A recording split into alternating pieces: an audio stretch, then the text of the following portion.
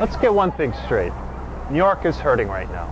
Just talk to people in your neighborhood all around us and you'll see that there's a lot of people struggling in our city, and it's much worse upstate. More people are moving out of New York than any other state.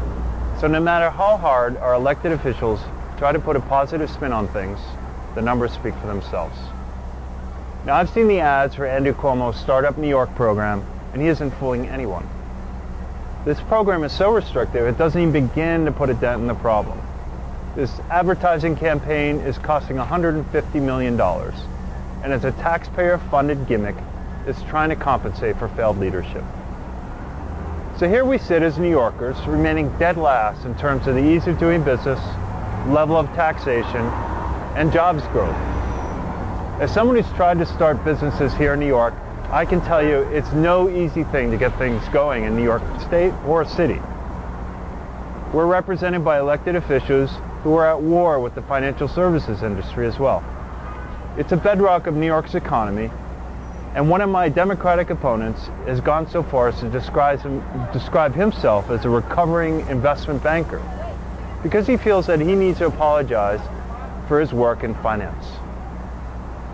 Look, I know that the finance industry needs common sense oversight.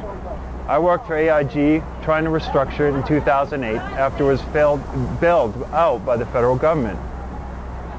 But openly attacking an industry that employs thousands of New Yorkers and helps them make a living is just plain wrong. The regulatory climate is worsened by an attitude best described by Ronald Reagan. If it moves, tax it. And if it still moves, regulate it. The number of permits and inspections required to engage in commerce in New York is mind-boggling. In many cases, the burden is magnified by regulators who cannot comprehend the pieces of legislation that are oftentimes incoherent. The bottom line is, we can do better. I have a business background, real economics training, that helped me make the right economic decisions for New York and New Yorkers. I will balance budgets without relying on accounting gimmicks and make sure that we evaluate the real-world consequences of Albany's regulations. I will not be another detached and impractical politician. I have an economic plan that will create more private sector jobs, cut taxes, and make it easier to start a business in New York.